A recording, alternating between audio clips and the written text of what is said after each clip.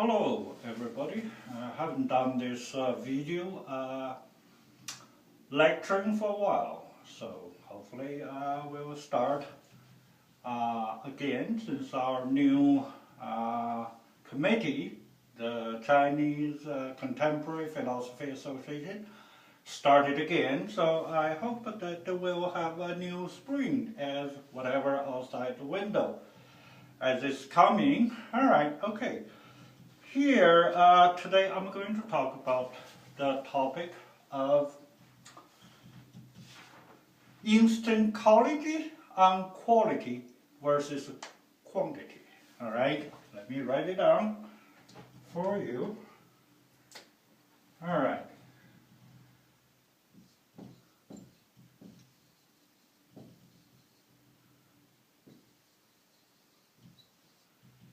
Instancology on quality versus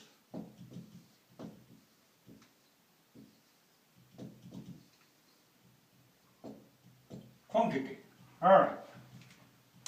Okay, this is not a very big topic. Maybe you say it's not a small either. All right. Well, let me see how far we can go from here. Okay. The first one, I'll talk about history. All right, history. See what we have from history about other philosophers talking about the concept of quantity or quality, whatever they meant by that. All right, for quality, all right, quality. Ever since Aristotle talked about that, Aristotle equals that to the essence of substance, according to Aristotle. And there, you know, if you read Aristotle, you know, he talks about in his famous work, Metaphysics, he talks about the quantity, the substance a lot. So you can look at yourself. And it's a sort of a classical philosophy training you should have. All right? Okay, the substance, the four substances, things like that. And what is defined by quantity by Aristotle? All right, after him, there's another philosopher called Plotinus, talked about that too, and from what I read there, and just briefly glancing over it. And after that, over the 1,000 years of the Middle Ages, then till Descartes.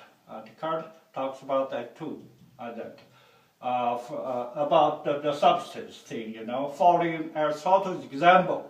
Then later on, it's German guys, right? It's, first is Kant, and eventually we ended in Hegel about the quality stuff, especially Hegel. So this is basically the theories of philosophers dealing with the subject of quality and quantity here. All right, I want to especially mention the philosopher Hegel about this. So, second, Hegel, all right? Hegel on quality and quantity. You know, the Hegelian system is sort of like a thread. It's a so-called dialectic, all right? It goes from one side, the thesis, then the antithesis, then the synthesis. It's always going back forth like that, from the first category of being, nothing, and becoming. So we have this category, it's called quality, quantity, and measurement, or in between, Hegel also talked about some concepts like a ratio, degrees, and things like that. If you ever read the science of logic, you will understand what Hegel means by that. All right, I think it's a very important idea because probably to my knowledge, Hegel is the only philosopher who ever deals with this concept of quality and quantity in details, and it also tells you how the quantity changes leading the quality change. Of course, Hegel also mentioned any quantity can be or may be regarded as quality as well, and he mentioned that. That's for sure. If you have never ever experienced this or have never read this, let me give an example. Let's say I'm suspecting my girlfriend is cheating me. Well, one day I have that thought, for example. How do I know that? I believe my girlfriend just did it once and asked for money for something as an excuse, just once. Well, I won't care, right? I won't say he's definitely cheating on me. But if that, my suspicion increase more and more because what she did many times, that's called quantity change. Then I can conclude, especially I have evidence, I can say my girlfriend definitely cheating on me, right? That's an example. And another, let me give you another natural example. Let's say the water. All right, we know if we boil the water under the normal air pressure or barometer, whatever you call it, if it's 100 degrees, when we reach that, you put a fire on that and heat it more and more time, it will reach 100 degrees, right? At 100 degrees, the water will become steam, right? Evaporates, in other words, right? So it is from the liquid change to the form of air, right? That's a quality change. That's called quantity leading to quality change. And also, of course, if you go down the temperature, let's say go down below the degree of 0, either in Fahrenheit or in centigrade. For Fahrenheit is 32 degrees, for centigrade is 0, then you have ice, right? And from liquid, the water changes from liquid to be ice cube, right? And you have that idea too. So it's only ice, water, and steam are three different substances. Let's say qualities, right? And if you feel it, if you touch it, if you sense it, they are totally different things, right? Okay, so that's by Hegel's example, that's pretty obvious and pretty evident that it is because of the quantity change, the new quality is established. We can say that. There's no doubt about that. All right, okay, here you go. So Hegel's idea, when we observe anything in our world, we have to notice the quantity change, because the quantity change will lead to quality change, right? So that's something we must be very observant and we have to pay attention to. Let's say there's a criminal somehow, everybody knows where he is, and we have noticed he probably will commit new violence against other people. If he does more, we put him into prison. We tell the police, right?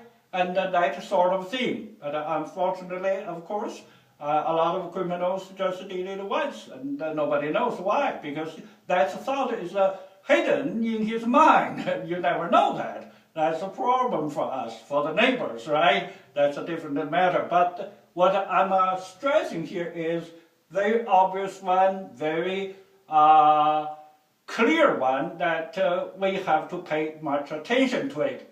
Okay, I just want you to know that. All right. Let me talk about the third point. All right, the third point is we have to think about the quality and quantity in terms of its limitations. What I mean by that, All right. When the previous philosophers, the several philosophers I mentioned, starting from Aristotle to Hegel, they assume quality and quantity, or talk about this, it's all inside our current environment, or the dimension, the two dimensions in physical terms we have. One is time, the other is space. All right? Any quality and quantity we talk about, it must be in this time and space, or spatial temporal dimensions, right? In modern physical terms. All right, here you go. When they related to the dimension of quality versus quantity, all right?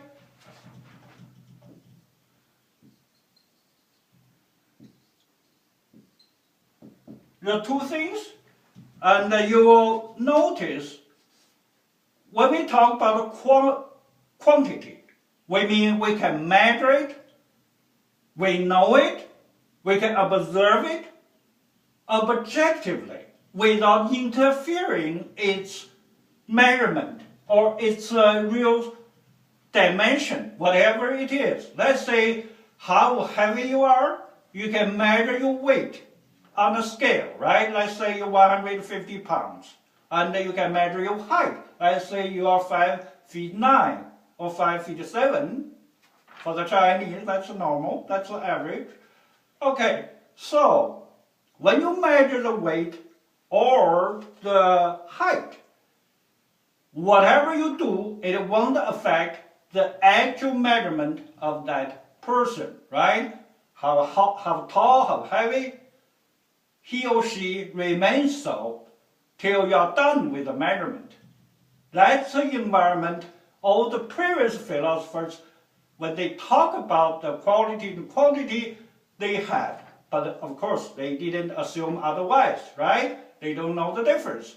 They didn't have the modern concept of physics of spatial temporal dimension. Because we are in this dimension, so everything we do is automatically the environment assumption here, all right? It's a spatial temporal dimensions, of course. So, the important thing we need to remember from this point on is this given or this assumed environment will be shaken by the development of physics, modern physics. All right, so when we talk about a measurement, when we talk about interference, about controlling even, and we cannot have it anymore, or we lose it. All right, okay, so at that time, what do you say about the quality and quantity? That will be entirely different game, entirely different picture. I have to let you notice that, all right? Okay, so the next point I want to talk about is what's the Instancology's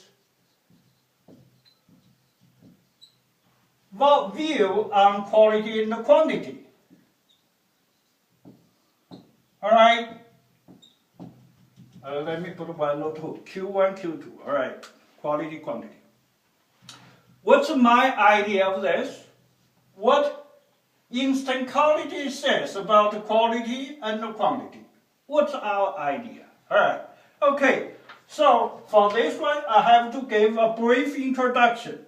What is the quality and the quantity under Instancology? All right. Okay. Here you go. Like this. Instancology, or I designed the system, is like this. It's been a few years, by the way. If you search the internet, there's like tens of thousands quotes and citations for that already. All right, you can search it, you can Google it, type the word Instancology. That's the word I made, by the way. All right.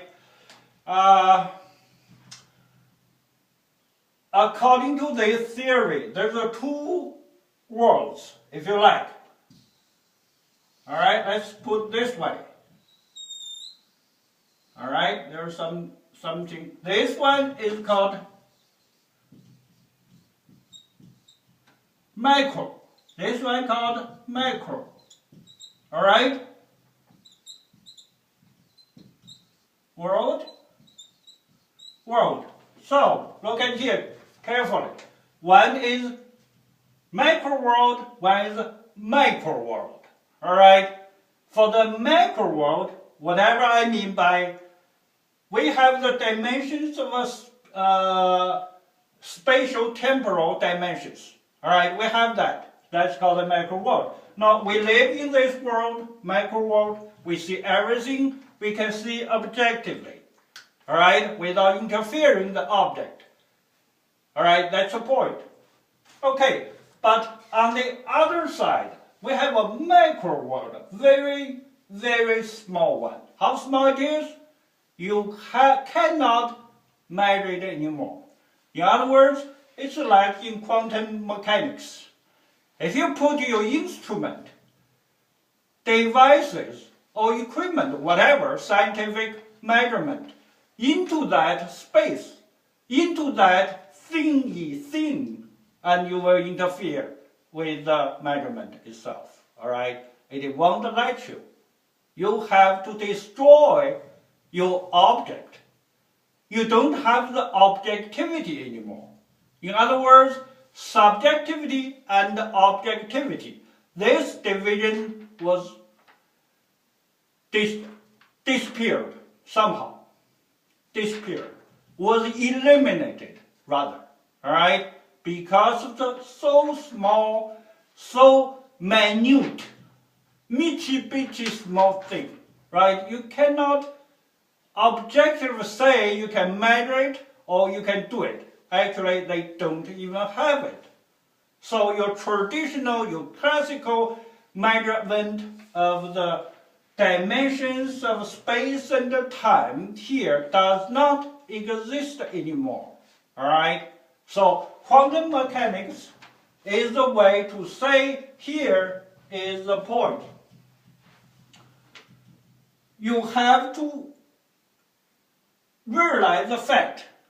You have to realize the fact. You cannot divide purely on the objectivity of dimension of the quality versus quantity.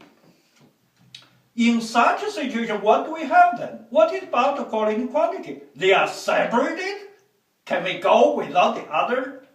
Exactly. That's true. All right? From this point on, you don't have connected part of the quality, quantity always combined. Right? You don't have it anymore. All right.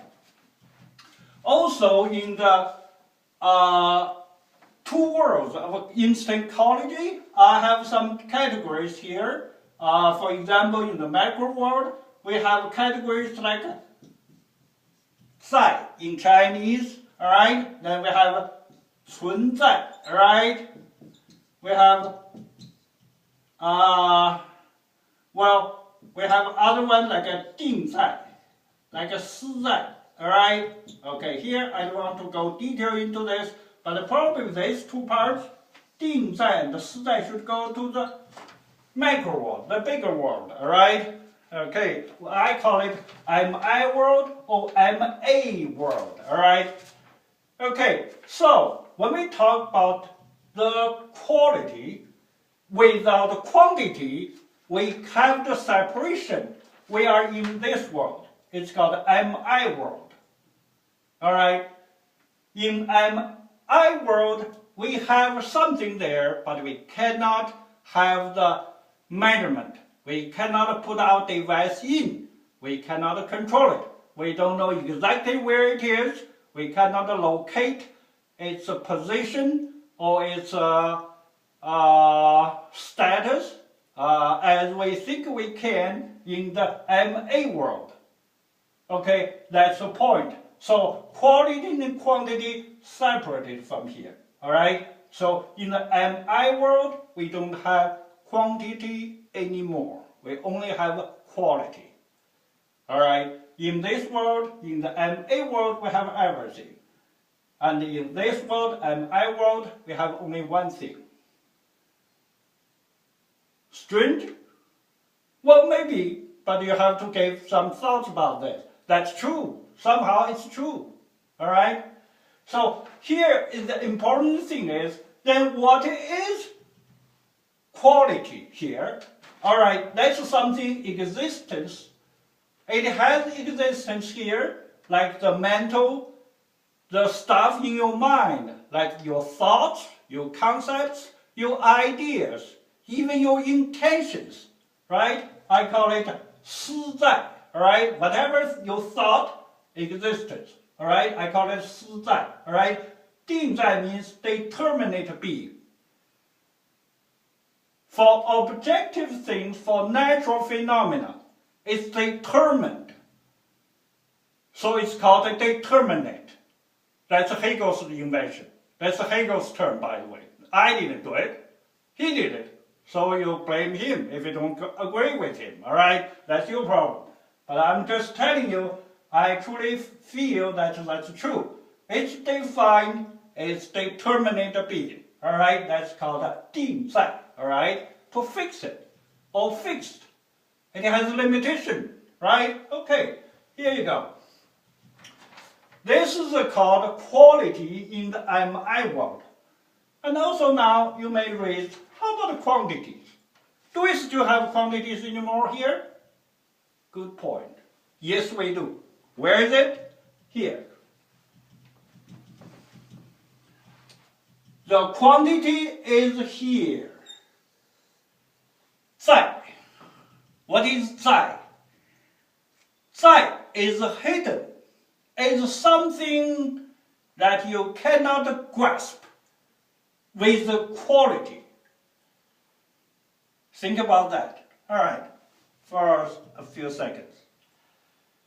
You know, nowadays in the contemporary astronomy, we have the Big Bang theory, right? At the beginning of the Big Bang, we suppose there is something called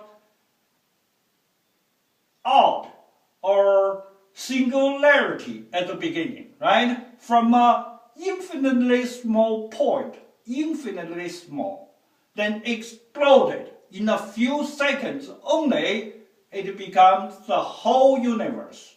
And still expanding nowadays, even after 137 billion years, maybe okay, that's the wrong one. 13.7 billion years. It's still expanding. All right. So from a few seconds, the singularity point goes on to now it's still expanding.